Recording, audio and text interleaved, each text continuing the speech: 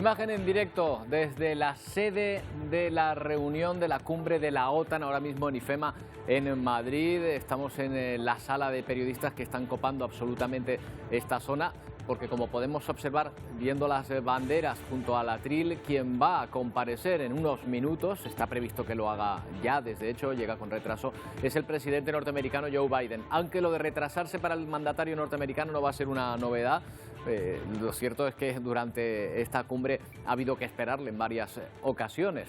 El caso es que esta cumbre termina hoy, esta es la última jornada y probablemente de esta rueda de prensa se puedan sacar ya los principales titulares del día, aunque nos ha dejado algunos muy interesantes ya esta cumbre de la OTAN.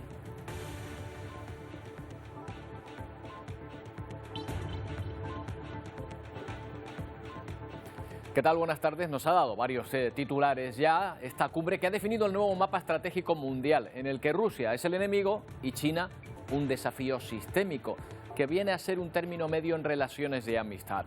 La OTAN además se refuerza exigiendo mayor gasto militar a sus socios, lo que va a obligar también a España a una mayor inversión en defensa. Todo esto, eso sí, con gestos de complicidad y cercanía casi inéditos en reuniones de este tipo. Algo que se pudo comprobar anoche en la visita y cena al Museo del Prado, servida por el mismísimo chef José Andrés. Quizá no seamos la mayor potencia del mundo, pero como anfitriona, España se ha lucido.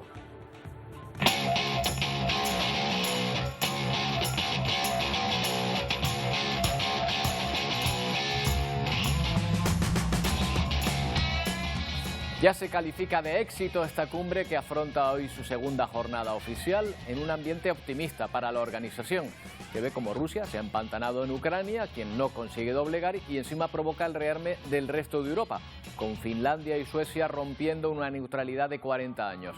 A China se le reprocha su calculada asociación estratégica cada vez mayor precisamente con Rusia, recordando que Pekín busca controlar sectores tecnológicos e industriales clave.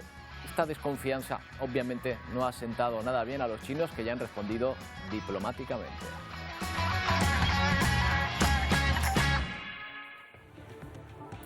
En Ucrania sigue la guerra, aunque hoy destacamos una imagen esperanzadora. Es un intercambio de prisioneros con Rusia, el mayor intercambio de prisioneros de guerra desde que Rusia invadió el país, asegurando la liberación, según Ucrania, de 144 de sus soldados, incluidos 95 que defendían la siderúrgica de Mariupol.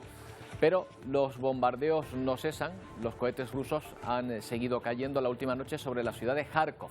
Aquí lo pueden ver, aunque esta vez sin provocar víctimas mortales. Y otro nombre tenemos que sumar hoy a la lista de periodistas mexicanos asesinados en su país. Se llamaba Antonio de la Cruz, fue tiroteado al salir de su domicilio en Tamaulipas.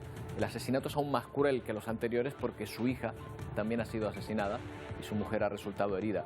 Es el 12º periodista asesinado en este país en los últimos 6 meses.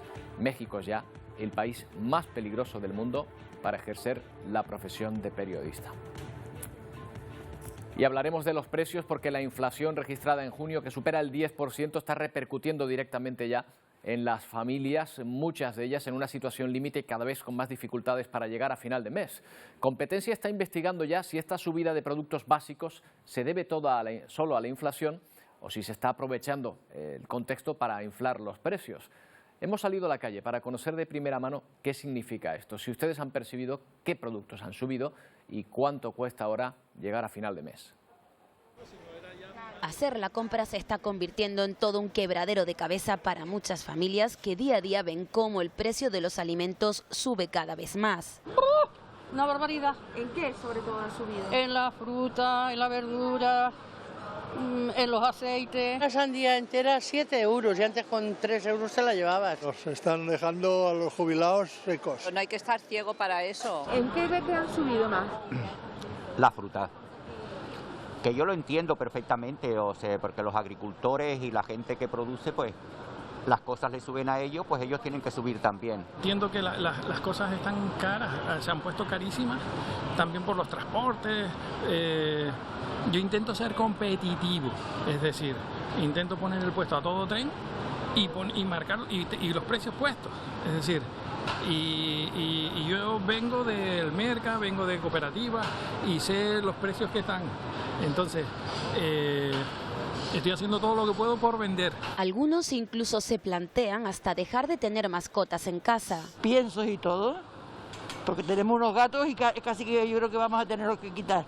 En lo que va de año, comprar huevos es, por ejemplo, un 18% más caro. El aceite de girasol ha subido casi un 90% y la carne o el pan un 8%. Este dato de inflación es malísimo por varios motivos. En primer lugar, por lo que significa de pérdida de poder adquisitivo para los consumidores que han visto que en el último año su cesta de la compra vale un 10% más alto. Es decir, con el sueldo que tenían, con la pensión que tenían, con las rentas que tenían, pueden comprar artículos por valor un 10% menor. Para las personas y familias más vulnerables ya no se trata de un contratiempo, sino de una situación de desborde que requiere una respuesta valiente a la altura de las necesidades sociales. Cada vez es más difícil llegar a fin de mes y no es una sensación, es una realidad. El aumento de la inflación está implicando un gasto adicional de 3.000 euros al año por familia, unos 250 euros al mes. Hablamos con Manuel Ramos, miembro de la Asociación de Consumidores de Canarias, CONCA. ¿Qué tal? Manuel, buenas tardes. Buenos días. Bueno, parece claro que están subiendo los precios en los supermercados. Ya no estamos hablando solo de la energía, de las gasolinas, también de los alimentos, de los productos básicos. ¿Está justificada, en su opinión, esta subida de precio? No está justificada. Hay algunas subidas que sí están justificadas porque ha habido una subida de los combustibles. Van a subir los cereales, ya ha habido subidas de cereales, pero hay otras subidas que son meramente especulativas y es un tratar de obtener beneficios en este tiempo de confusión. En este sentido, hay que hacer una llamada a la responsabilidad para contener los precios y no tratar de obtener beneficios a costa de todo en este momento. O sea que, en su opinión, aprovechando el contexto de inflación y de que todo el mundo de alguna manera aceptamos que todo va a subir y que muchas cosas están subiendo de precio, pues hay quien está aprovechando para subir de precio aunque en origen no le esté costando más. Uno de los intervinientes decía que los agricultores tenían que subir sus precios porque a ellos le habían subido aquellos productos que compran. No es una realidad. La realidad es que los agricultores siguen percibiendo lo que percibían y, sin embargo, sus productos los estamos pagando mucho más caros. La alimentación se está encareciendo en las cadenas de distribución y esto se puede evitar. Desde CONCA pensamos que los gobiernos, el Gobierno de Canarias en concreto, debe intervenir en la medida de lo que pueda, tiene una interlocución permanente con los responsables de la fijación de los precios. Los precios de los productos de la alimentación, muchos de ellos se fijan en Canarias y es necesario que se haga una contención porque la inflación no es buena para nadie, tampoco para los que la están provocando. Claro, o sea que no son los productores los que están subiendo los precios por lo que ustedes han visto, sino el sector de la distribución, el intermediario. Es una evidencia y desde CONCA, desde Consumidores de Canarias, así lo venimos observando y así lo denunciamos. Hay casos que son paradigmáticos, por ejemplo, el aceite de oliva o el arroz, que no han subido en origen y, sin embargo, han tenido un incremento muy alto en los precios de venta. El precio se ha subido en una cadena intermedia que debe contenerlo. Competencia ya ha anunciado que va a inspeccionar efectivamente esos precios que han subido. Desde el punto de vista administrativo, ¿se puede obligar a que los precios no suban demasiado? ¿O esto es la libre competencia y cada distribuidor pone el precio que le da la gana? Es complicado, porque el distribuidor va a poner los precios que le parezca más oportuno, pero el mercado, al final, el consumidor tiene la decisión final y va a decidir qué productos consume y qué no consume. Y quien haga el ejercicio de responsabilidad de mantener los precios en la medida de lo que pueda, va a ser premiado por el consumidor y rechazado. Ha habido unos costes que sin duda se han incrementado, los costes de transporte, pero las subidas finales no obedecen a esos sobrecostes, son mucho más altas. ¿Lo han detectado en algunos productos concretos, Manuel, esa subida de precios injustificada o en general? Pues en general, pero hay algunos productos concretos, por ejemplo, el aceite de girasol, va a haber menos girasol, estaba justificada una subida, pero no los incrementos que se han hecho, que se han duplicado. El aceite de oliva no tenía por qué haber tenido los incrementos que tiene, pero incluso nos quedamos en Canarias. Suben los plátanos. Los plátanos en Canarias apenas han tenido sobrecostes de transporte, y los que se venden en la península está subvencionado el transporte. No tiene sentido que se estén vendiendo tan caros. Habría que ser responsable y contener los precios. Ha tocado, Manuel, donde nos duele, que los plátanos estén a 2 euros y pico, casi 3 euros en algunos puntos, clama al cielo precisamente aquí. Efectivamente, y lo curioso es que el sector primario no está percibiendo, el agricultor está cobrando los precios que cobraba siempre, en alguna ocasión con un pequeñísimo incremento, y el consumidor está pagando precios mucho más altos. Hay que contener esta inflación, porque esto es incluso para el que hoy se beneficia, mañana se puede perjudicar. Pues sí, Manuel, y esa recomendación que hace, aplicar la fuerza del consumidor, es decir, si hay algo de lo que podamos prescindir porque está a precios imposibles, prescindir, que ya el mercado vendrá a corregir para que la próxima vez que vayamos al mercado nos lo podamos llevar, ¿no? Evidentemente, los ciudadanos tenemos el vicio de comer cada día y tenemos que comer y vamos a pagar lo que nos pidan, pero los ciudadanos también tienen la posibilidad de comparar, de comprar directamente y de ir buscando proveedores alternativos que no suban los precios de manera caprichosa o especulativa. Los que contengan los precios al final serán premiados. Efectivamente, y ahora con las redes sociales rápidamente podemos saber qué cadenas, qué mercados, qué puestos nos están ofreciendo precios más ventajosos y cuáles no. Pues ha sido un placer, Manuel, muchas gracias. Muchas gracias a ustedes, buen día. Bueno, esta inflación de la que estamos hablando ya venía a tiempo produciéndose, pero sin duda la guerra la ha aumentado, la ha acelerado. No hay día que pase sin que en Ucrania se registren víctimas mortales entre la población civil. Las últimas en la ciudad de Mykolaiv, en el sur de Ucrania. 3 personas han muerto al menos y 5 han resultado heridas tras un ataque de misiles rusos a un edificio residencial.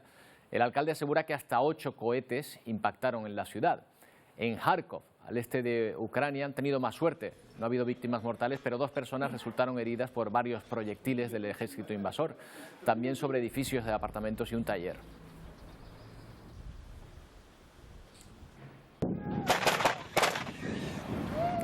Y estos son soldados ucranianos en Gran Bretaña.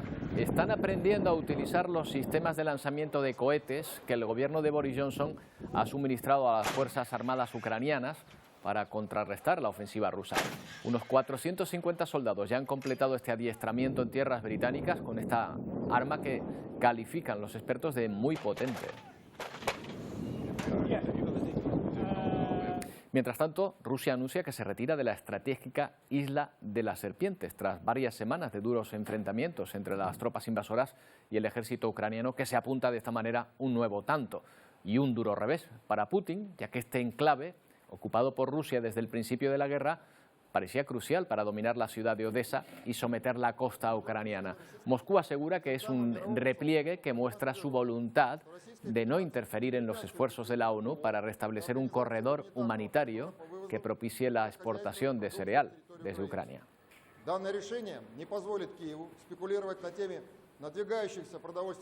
Vaya, que han dicho que sí, que se van, pero porque quieren.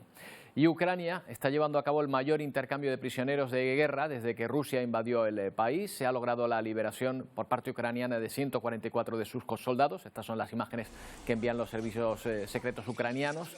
Muchos de ellos gravemente heridos, con heridas de bala y metralla, y quemaduras o amputaciones de todo tipo.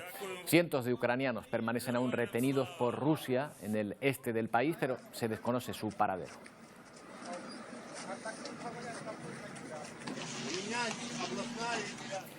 Bueno, y una imagen que muchos han calificado como una amenaza. Es una imagen de satélite. La ha difundido la Agencia Espacial de Rusia a través de su cuenta de Telegram. ¿Saben lo que es ese edificio? Bueno, pues es el IFEMA, en Madrid, donde se está celebrando esta cumbre de la OTAN, donde se reúnen los líderes de los 30 países aliados. El mensaje incluye localizaciones y coordenadas de sedes de la OTAN en otros lugares, países como Estados Unidos, Reino Unido, Francia, Bélgica o Alemania. La propia agencia dice que difunde esta información por si acaso ya que se trata de los centros de decisión que apoyan a los nacionalistas ucranianos, según asegura un comunicado, y que viene a ser como apuntarte prácticamente, ¿no? con una mirilla. Por esa guerra de Ucrania, la cumbre de la OTAN de Madrid, que termina hoy, se ha vuelto tan importante. Siguiendo la jornada ha estado Silvia Mascareño un día más. Silvia, tras comprobar ayer la OTAN su nueva estrategia, ¿ha habido hoy algún anuncio importante durante la mañana?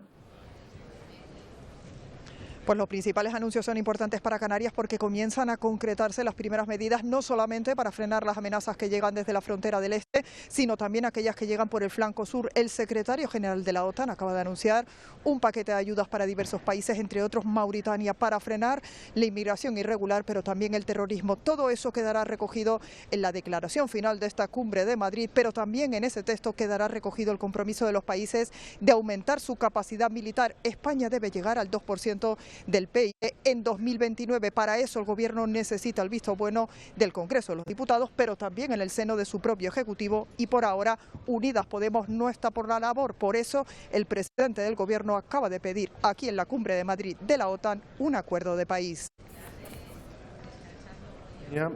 Cumplirá el compromiso con la OTAN y también con la Unión Europea de destinar el 2% del Producto Interior Bruto al presupuesto en defensa. Es alcanzar ese 2% en un periodo de 8 años, es decir, hasta el año 2029. Y quiero además que esta propuesta que haga las Cortes Generales sea un acuerdo de país. Bueno, esta cumbre en la OTAN en Madrid ha diseñado una estrategia que va a ser la que se quede dibujada para los próximos 10 años, según los organizadores. Lorena de Cobos, una estrategia que podríamos definir en 3 bloques, en 3 escenarios principales. Primero de ellos, hay un enemigo claro ya, ¿no? Efectivamente, Roberto, un enemigo clarísimo que es Rusia, y además han señalado sin ningún tipo de miramiento a su presidente Putin. Y es que preocupan precisamente 2 aspectos que vienen de Rusia. Vamos a verlo, si te parece, en este gráfico. Rusia ya ha anunciado, es de sobra conocido, que ha modernizado las fuerzas nucleares de ese país, y además cuenta con un importante rearmamento militar. La respuesta de la OTAN no se ha hecho esperar y ya ha hecho pública pues ese aumento de efectivos militares. Pasarán de 40.000 a más de 300.000 en los próximos meses. También ha hecho pública que se mantendrán y se ampliará esa vigilancia constante en determinadas zonas de alto riesgo, principalmente los países del este, que son los que sufren pues las consecuencias y las amenazas directas del Kremlin. Y también se ha anunciado y se espera en España pues con mucha inquietud esa llegada de esos buques destructores. 2 se suman a los 4 que ya habían en la base naval de Rota, en Cádiz. Bueno, en Rota con inquietud no, los esperan con los brazos abiertos. Correcto. Luego lo vamos a ver, por ejemplo. Bueno, hay un segundo escenario dentro de esta estrategia. A China, sin ser declarado el enemigo, se le pone el semáforo en ámbar como desafío. Desafío sistémico, han dicho. Sí, desafío global. Se le va a prestar también mucha atención a China porque no está considerado como un enemigo, pero no se sabe muy bien por dónde va China. Destaca la OTAN esa opacidad en cuanto a estrategia, en cuanto a intenciones y también en cuanto a desarrollo militar. Es lo que se suele decir, que China juega callado, no se sabe por dónde va a salir. Ahora mismo es la incógnita China, porque efectivamente lo que le reprochan es, digamos, esa ambigüedad y la cercanía con la Rusia de Putin. Y bueno, y un tercer escenario ya al sur de Europa, menos directo quizá, pero igualmente inquietante, ante la que también la OTAN se prepara. Podríamos decir hasta preocupante. Estamos hablando de los vecinos del sur, estamos hablando del norte de África, del Sahel. Aquí hay varias cuestiones que preocupan. Son los países que hacen chantaje a través de los flujos migratorios, podría decirse de esa manera. También se presta mucha atención a esos grupos armados, a grupos terroristas, y también a esos países que vuelven a hacer chantaje con los flujos energéticos. Aquí la Alianza Atlántica ha mandado un mensaje claro. Esto va directamente hacia Rusia, principal proveedor energético, y también a Argelia, principal proveedor de gas. Bueno, de lo que se trata es de que esa guerra híbrida que se pueda hacer, no con ejércitos directamente, sino con estas cuestiones de las que estamos hablando, pues nos sirvan también para presionar a los países miembros de la OTAN. Gracias, Lorena. Bueno, por cierto, el exministro de Industria, Miguel Sebastián, disiente de la estrategia frente a China. No le parece adecuado mostrar esa actitud de reproche con el gigante asiático, y recuerda que es un país amigo. No viene a cuento en un comunicado de la OTAN sobre la guerra de la invasión de Ucrania por parte de Rusia. No sé por qué aparece China, ¿no? Pero yo creo que Europa tiene que tener una buena relación con Estados Unidos, evidentemente, un gran socio estratégico, pero también una buena relación con China. China no es el enemigo de Europa, a lo mejor es el enemigo de Estados Unidos, no lo sé, pero de luego de Europa no lo es. Bueno, pues está con nosotros María Rothman. ¿Qué tal, María? Buenas tardes. Hola, buenas tardes. Bueno, para analizar un poco qué ha dado de sí esta reunión de la Alianza Atlántica, en la que hemos visto mucha complicidad, casi diríamos que casi alegría a veces en los gestos de los dirigentes. María, si la OTAN fuese una empresa, diríamos que le va bien, que está cumpliendo sus objetivos. Bueno, está intentando por lo menos salir adelante. Tenemos que recordar que en la administración anterior en Estados Unidos la OTAN estuvo a punto de desmantelarse. El presidente Trump decía que no tenía ningún tipo de finalidad y que los países europeos se estaban aprovechando de la capacidad militar de Estados Unidos y del dinero que ponía Estados Unidos y no le veía sentido a la OTAN en ese sentido. Desde el principio Biden dijo que Europa es aliado y ha querido reforzar esa unión con Europa y parte de ello pues a raíz de la invasión de Rusia a Ucrania pues de alguna manera ha aumentado ese tipo de complicidad, como tú decías antes, ese tipo de alianza y esta cumbre que se está celebrando pues realmente ha señalado un poco que volvemos a estar Europa y Estados Unidos como aliados frente a potenciales enemigos que no sean países obviamente de la OTAN. Claro, tras la invasión de Ucrania, la OTAN, que en Europa estaba perdiendo popularidad, por así decirlo, en cuanto a la utilidad que tenía, ha resurgido. No sé si en Estados Unidos se ve de la misma manera, si los estadounidenses ven la OTAN como un instrumento útil para sus intereses diplomáticos. Realmente, hasta cierto punto es bueno para Estados Unidos el poder tener bases en diferentes lugares del mundo gracias a la OTAN, ¿verdad? Pero sí es verdad que los estadounidenses, como dije antes, están acostumbrados ya, llevan una serie de años pensando que al revés, que realmente son los países de la OTAN, que no son Estados Unidos los que se están aprovechando de Estados Unidos en ese sentido. Entonces hay un poco ahí también de tira y afloja. Es verdad que Estados Unidos ahora mismo también está pasando por una serie de problemas bastante graves domésticos dentro del país, como puede ser el tema del aborto, como puede ser las audiencias que están sucediendo ahora mismo. Y esto es una distracción bienvenida en ese sentido para el presidente Biden, que ahora pues está poniendo todo el énfasis en que este desarrollo militar, que siempre se entiende en Estados Unidos como una forma también de generar empleos, de generar riqueza, pues se esté dando, ¿no? Y que exista ese interés. Ese objetivo lo han conseguido, porque va a haber un mayor gasto militar y todos los países de la OTAN, incluido España, se ha comprometido, cada uno en lo que puede, pero 20.000 millones de euros es lo que se calcula que tendrá que invertir España y es una cantidad bastante apreciable, con lo cual eso de apoquinar un poco para que no sea Estados Unidos quien cubra todo, parece que se está logrando, ¿no? Sí, efectivamente. También hay que entender, por ejemplo, en Estados Unidos la gran masa militar, el gran ejército estadounidense, en términos, me refiero de cifras y de números, en realidad viene siendo lo que es nuestra seguridad social, porque lo que hace es crear empleo, crear un sistema sanitario que es gratuito para las personas que son parte del ejército, educación gratuita superior. Entonces, se entiende como una forma de crear empleo y de generar riqueza. Si lo vemos nada más como desde el punto de vista de comprar armamentos, pues al final quien se va a beneficiar es el que lo produzca y lo venda, ¿no? Pero habría que entender muy bien hacia dónde va ese dinero y cómo se va a gastar. Ojo, que lo de generar riqueza y lo de ver oportunidades en esto también ocurre en España. Fíjate, por ejemplo, que, claro, al tener que gastar más en defensa, esos 20.000 millones de euros, ya veremos de dónde salen, pero hay vecinos como los de Rota que creen que surgen oportunidades. El anuncio de la llegada de 2 nuevos destructores estadounidenses a la base naval gaditana ha sido recibido como una gran oportunidad para el municipio. Miren.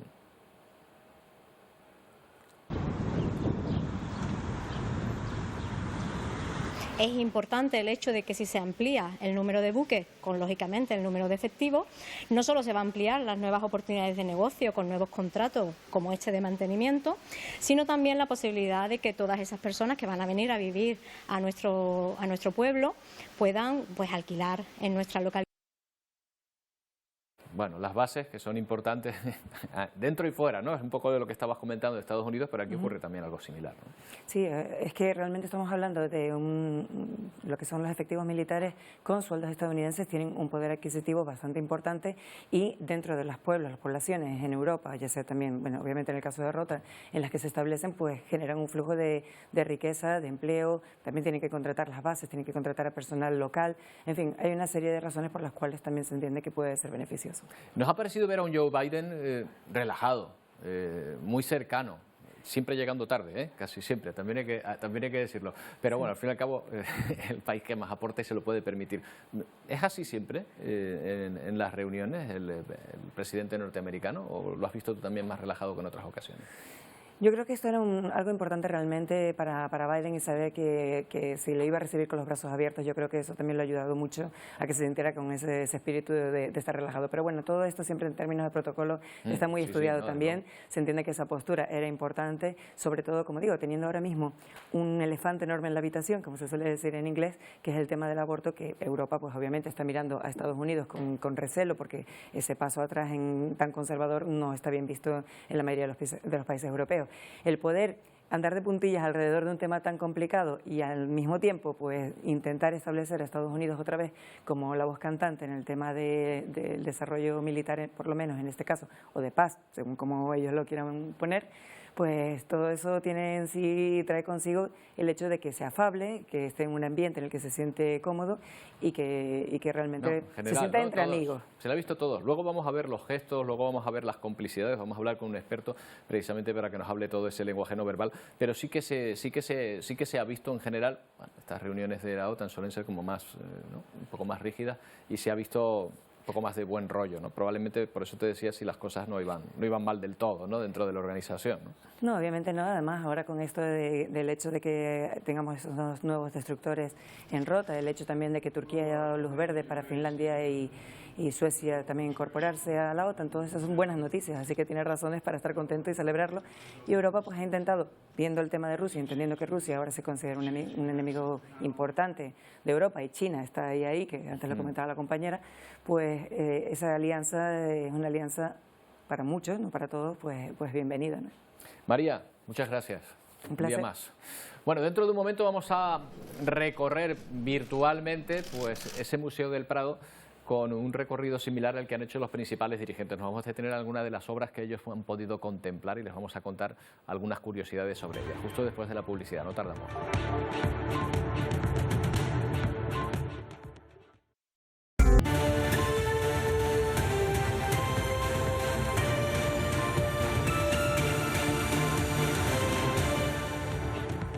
Es la imagen en directo que nos llega desde la sede de esta cumbre de la OTAN en Madrid, donde hoy se clausura precisamente esta reunión al más alto nivel. Toda la atención mundial puesta en este lugar y ahora mismo en las palabras del presidente norteamericano Joe Biden, que está llevando a cabo esa rueda de prensa que acaba de comenzar y donde está trasladando sus conclusiones sobre los acuerdos que se han logrado en esta cumbre y también en esta mañana en la que también ha habido algunas reuniones. Escucharemos al presidente norteamericano y les contaremos dentro de un momento los principales titulares de esto que está contando en estos momentos.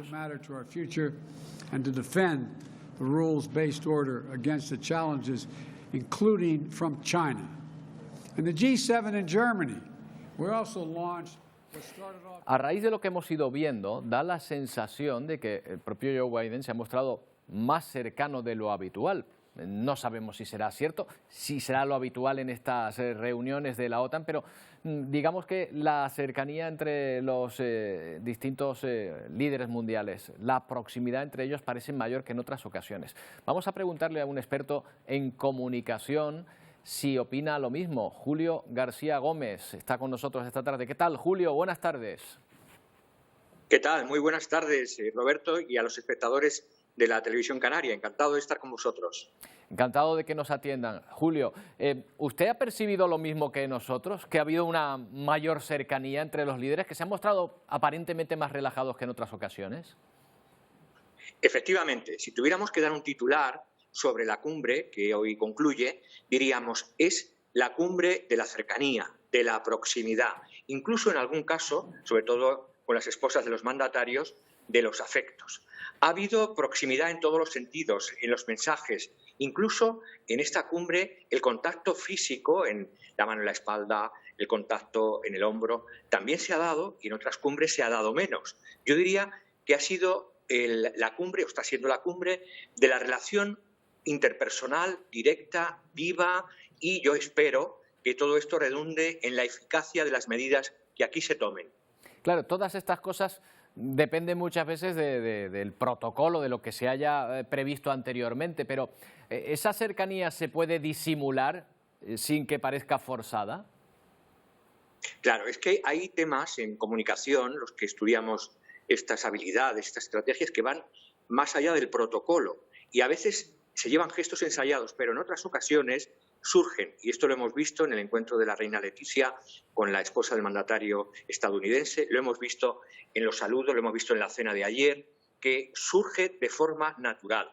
Y tanto en la expresión como en la relación y el saludo se observa esa proximidad entre unos mandatarios y otros. También, por supuesto, en las conversaciones, en los mensajes, en la propia asamblea de inauguración de ayer, con el secretario general que abrió y fue muy directo en sus mensajes. Todo esto redunda en beneficio, yo creo, de una cumbre tan importante, de tal magnitud como es esta. Hemos visto gestos, usted lo hacía referencia a ello, en el que incluso se tocaban, ¿no? Se abrazaban algunos líderes mundiales con sus esposas o esposos y se abrazaban.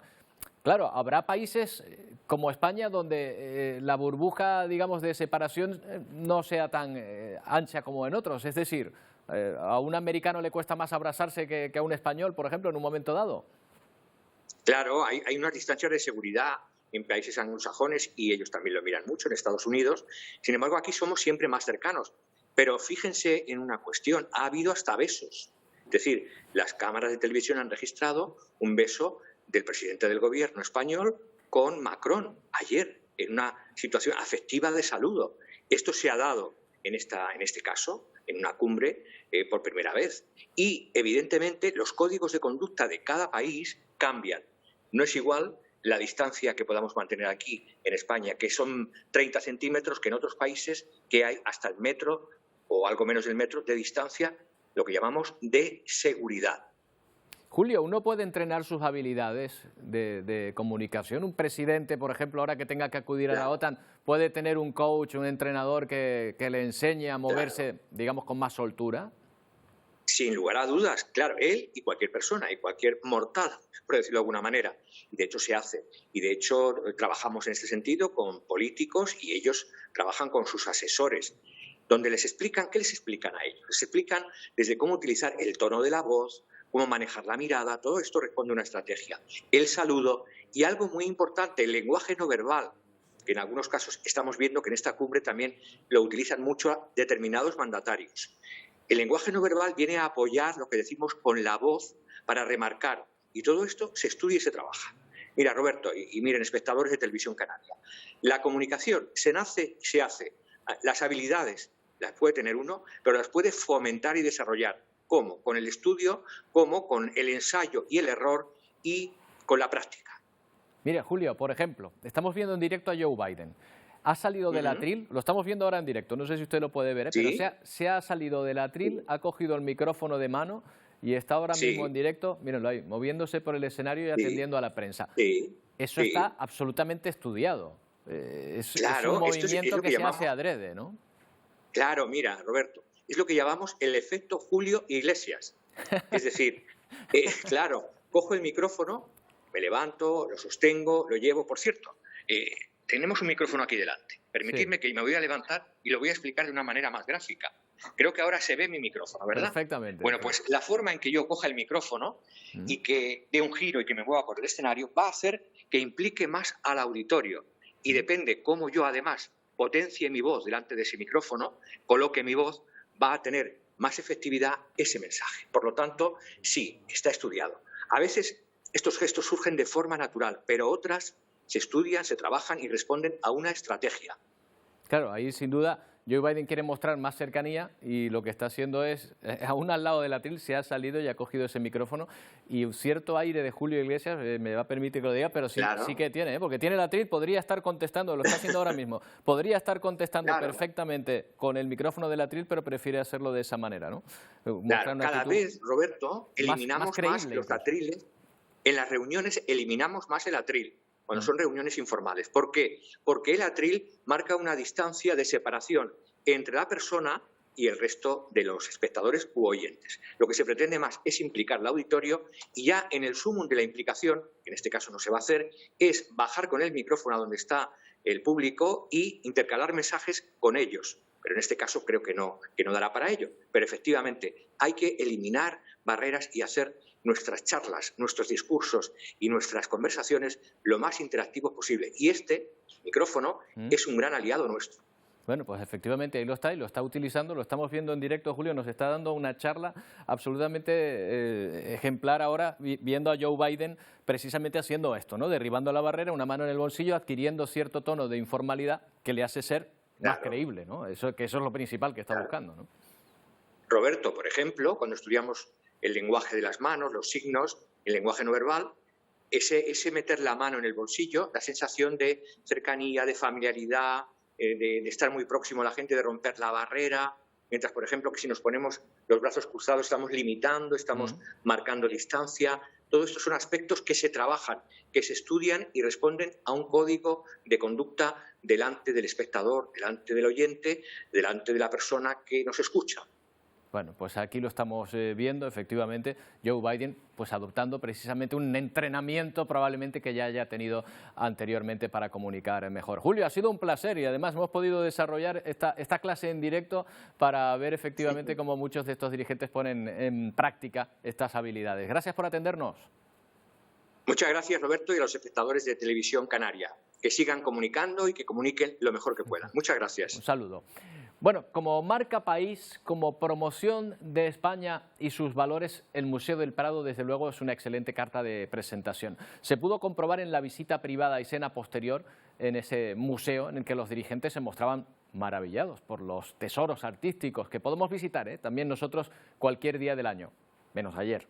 Bueno, les invitamos a ver el recorrido que hicieron algunos de ellos. Miren, ahí tienen Ursula von der Leyen, que se quedó sentada junto a los primeros ministros noruego y luxemburgués. Por cierto, frente a ese cuadro que es El juicio de París, el cuadro lo tengo aquí, de Rubens, bastante de Rubens, lo que vieron ayer, era uno de los pintores favoritos de Felipe IV y tenemos en nuestra pinacoteca un buen ejemplo de ellos, varios ejemplos de este cuadro. Bueno, aquí vemos este cuadro que nos muestra a tres diosas compitiendo por saber quién es la más bella. Bueno, toda una disputa celestial, similar probablemente a las que contemplara la presidenta de la Comisión con frecuencia. Bueno, el presidente británico Boris Johnson se detiene delante de otro Rubens, aquí lo vemos y lo va comentando.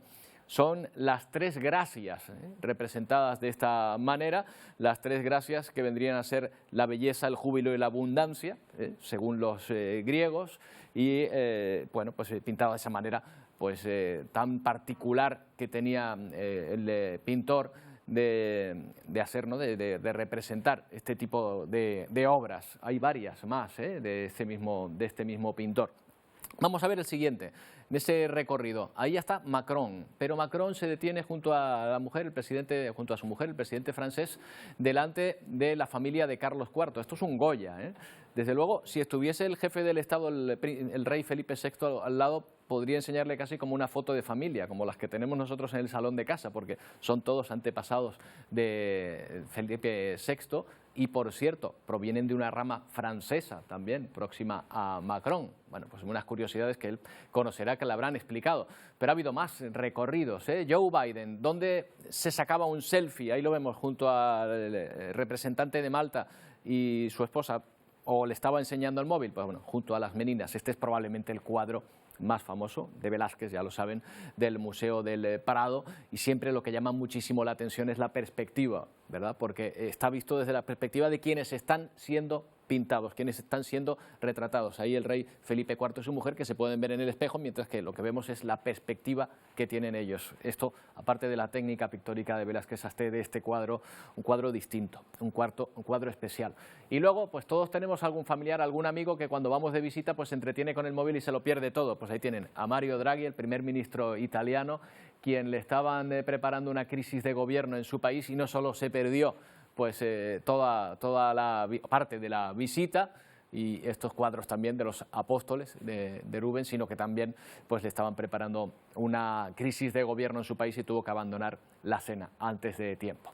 Bueno, uno de los protagonistas de esta visita, Boris Johnson, se enfrenta también en los próximos meses a 2 caballos de batalla que podrían suponer una crisis dentro de su equipo y desde luego una bien gorda para su país. A la crisis con la Unión Europea tras el Brexit y los problemas con los acuerdos comerciales en Irlanda del Norte, ahora el Ejecutivo de Escocia aprueba comenzar el proceso y votación sobre su independencia. Ya hay fecha, octubre del próximo año. Escocia avisó, si Reino Unido sale de la Unión Europea, el gobierno comenzaría un proceso de independencia. Ahora el Parlamento anuncia un referéndum en octubre de 2023 y avisa, emprenderá acciones legales si el gobierno británico intenta impedirlo. That is above reproach and commands confidence. That is why I am setting out today the actions the Scottish Government. En 2014, los 5,5 millones de escoceses rechazaron la independencia, pero entonces como condición se les prometió que seguirían formando parte de la Unión Europea.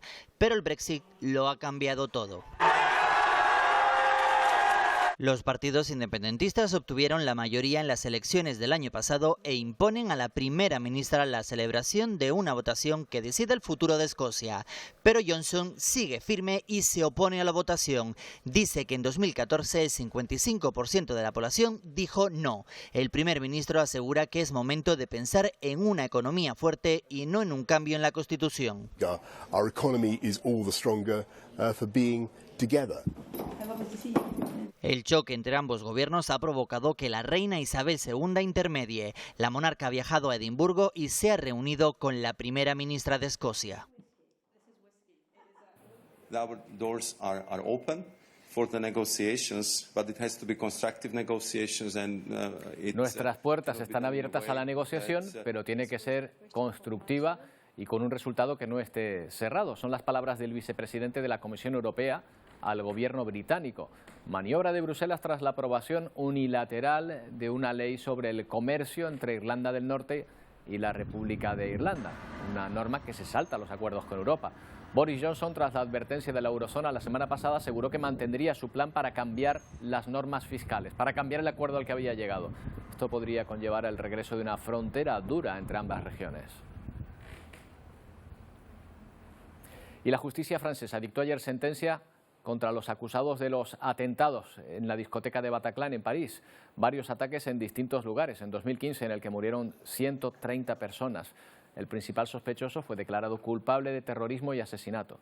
Ha sido sentenciado a cadena perpetua sin posibilidad de liberación. Una sentencia tan dura como esta solo ha sido dictada 4 veces antes en el país vecino. El sentenciado fue el único de los atacantes que sobrevivió. En el juicio estaba presente también la madre del único español que falleció en esa sala de fiestas. Me ha servido pues para conocer todos los detalles de cómo pasó el atentado, sin bajar al detalle de lo que le pasó a Juan Alberto, porque en la sala Bataclan no había cámara. Pero bueno, me han quedado dudas por resolver.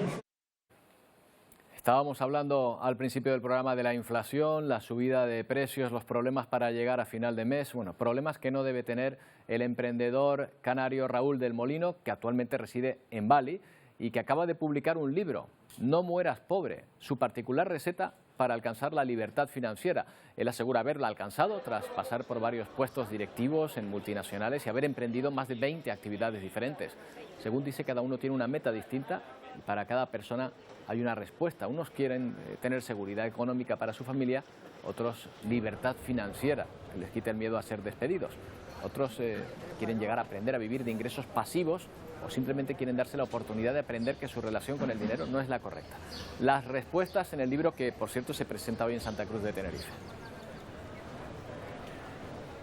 Bueno, pues estamos en contacto con Raúl del Molino, autor de este libro No mueras pobre. Raúl, ¿qué tal? Buenas tardes. Ahora no te estamos oyendo, vamos a ver si podemos recuperar el sonido, porque lo estamos viendo bien, vemos que él nos escucha, pero vemos que no nos llega esa voz, ese sonido de Raúl. ¿Me escucháis ahora? Que reside en Bali, como estamos diciendo. Creo que ¿me escucháis? Creo que lo estamos oyendo. Ahora creo que sí te escuchamos, Raúl. ¿Qué tal? Buenas tardes. Vale, bueno, pues intento hablar un poco más alto para que me escuchéis bien, si os parece. Se te oye perfectamente. Oye, Raúl, que digo que esto de la inflación, bueno, a ti te dará igual, ¿no? Si has conseguido lograr los objetivos que pregonas en el libro. Bueno, no es que me da igual, es que me preparé para cuando esto pasara, no me afectara como le puede afectar a una persona normal que no esté preparada económicamente, ¿no? Entonces, bueno, precisamente, bueno, lo has dicho en la presentación, el libro es una receta de 14 reglas que te van a ayudar a cambiar toda la forma de pensar que te enseñaron sobre el dinero, ¿no? Precisamente para que puedas reaccionar y te puedas preparar ante una crisis, ante una recesión. Como tú bien has dicho, la mayoría de la población vive con miedo a que les despidan y el mayor problema que tienen es que no pueden llegar a pagar el siguiente mes. Claro. Esto es porque no tienen una buena planificación financiera y es lo que intento yo ayudarles en mi libro. Claro, pero Raúl, para planificarse primero hay que tener. El problema es cómo planificarnos si nos cuesta tanto llegar a final de mes. Bueno, yo te diría que eso es uno de los trucos que marco en mi libro. Enseño la diferencia entre una deuda buena y una deuda mala. Enseñó la diferencia entre un preahorro y un ahorro. No llegamos nunca porque nos contaron el cuento del ahorro, pero no sabemos la diferencia del preahorro.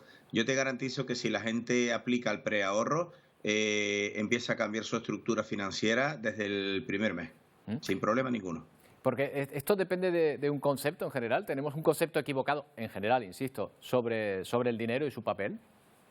Absolutamente. Desde pequeños nos llevan grabando mensajes de que el dinero es malo, de que crecer es malo, de que si tú triunfas es porque has escachado a los demás o porque estás engañando a alguien. Y no es cierto. O sea, se puede triunfar perfectamente, se puede crecer. Mira, el otro día me encontraba yo con un amigo que me decía, hombre, ahora que ya eres millonario, digo, yo no soy millonario. Digo, lo que pasa es que yo tengo ahora mismo una libertad financiera que me permitiría vivir en Bali 15 años sin trabajar.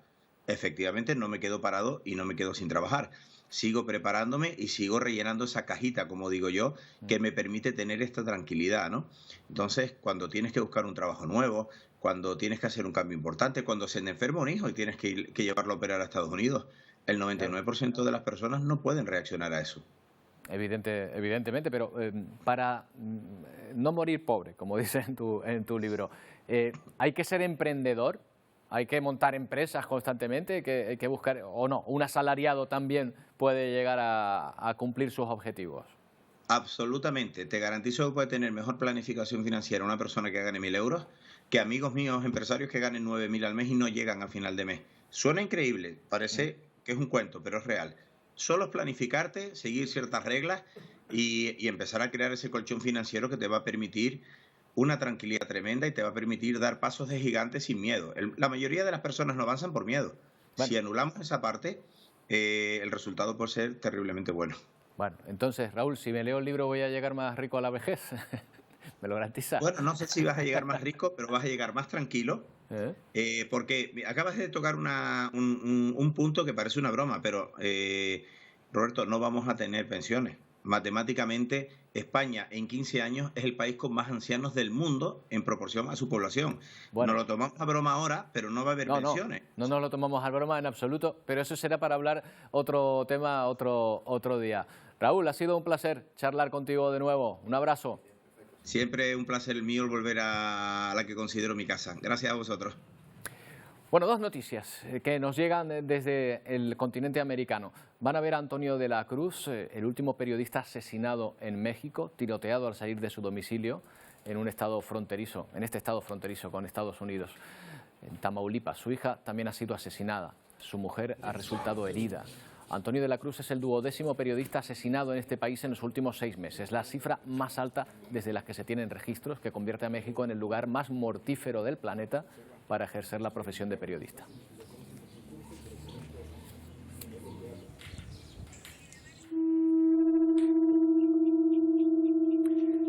Y esta es la vigilia celebrada ayer en San Antonio, Texas, por las 53 personas que murieron dentro de un camión, inmigrantes que trataban de entrar al país, la mayoría de México y Honduras. Los familiares de las víctimas esperan recibir sus cuerpos para poder enterrarlos. Algunos no se despegan del teléfono para conocer la evolución de un familiar que se encuentra ingresado en el hospital.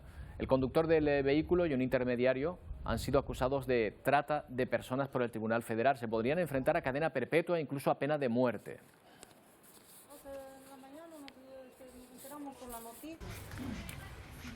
Bueno, y antes de terminar nos ocupamos del tiempo en esta jornada. Las puertas del mes de julio llega mañana, ya en pleno verano, y observamos día tras día, Antonio Cárdenas, pues cielos nubosos y lluvia. ¿Pero esto qué es?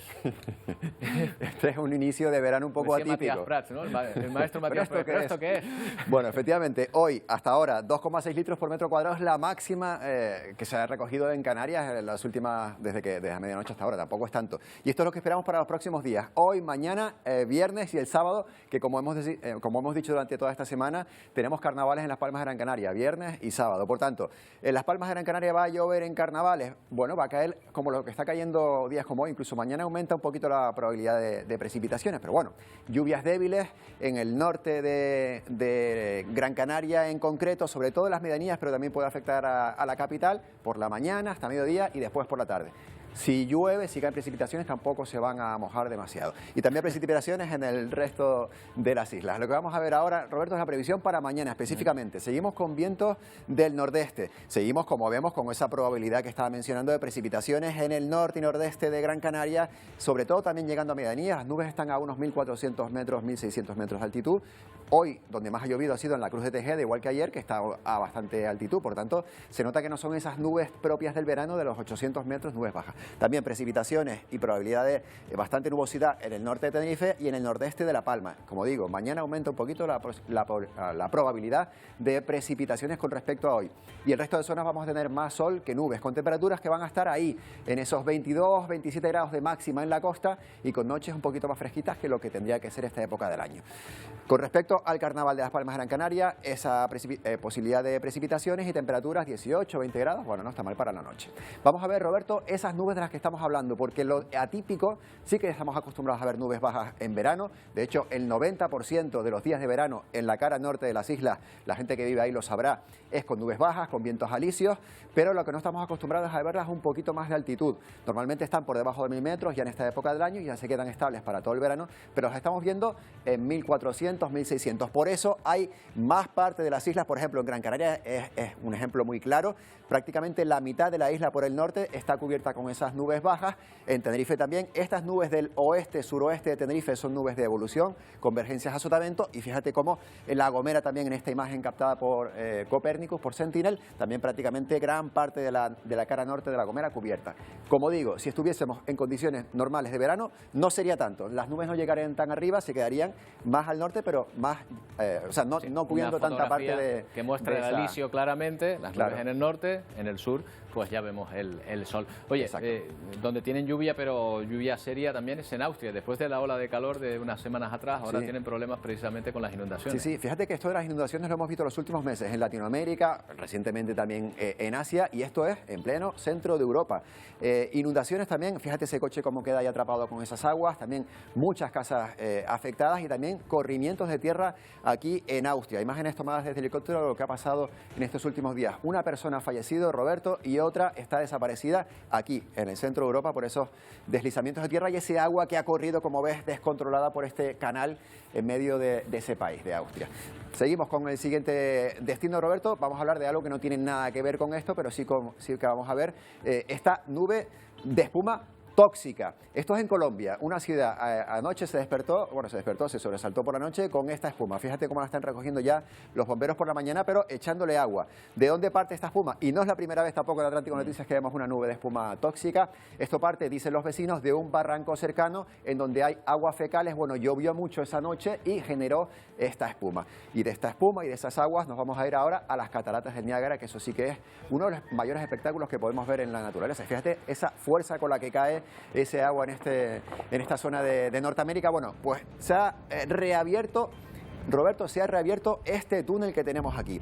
Es un túnel, además se llama el túnel. De túnel, exacto. Es un túnel de aproximadamente 100 metros que hace la experiencia de llegar a las cataratas de Niágara pues todavía más interesante y también ver esa perspectiva que acabamos de ver casi prácticamente a ras de agua. ¿Qué es este túnel? ¿Dónde estaba este túnel? Bueno, pues este túnel formaba parte de una instalación de hace 100 años que convertía esa fuerza de agua en electricidad. Esa instalación ya está prácticamente en desuso y han dicho, bueno, pues aquí tenemos una posibilidad de turismo. Las personas se meten en un ascensor, bajan 55 metros, llegan a ese túnel, recorren los 100 metros y se encuentran con una visión de las cataratas del Niágara espectacular, aunque ya aquí arriba también, donde están viéndolo estas personas, también es espectacular.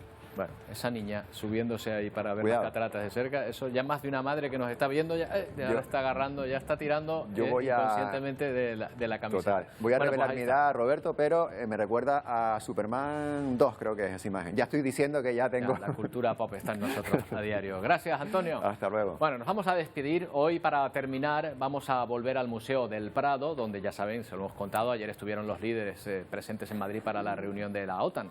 No solo vieron el arte que allí se expone, además cenaron de la mano del chef José Andrés y escucharon a esta orquesta, la Orquesta de Kiev, invitada en nuestro país y que amenizó la cena de los mandatarios con su música. Escuchándolos nos despedimos hoy. Se quedan con Telenoticias 1 y Paco Luis Quintana. Volvemos mañana a la 1:30 en una nueva edición de Atlántico Noticias. Dios, aquí abajo.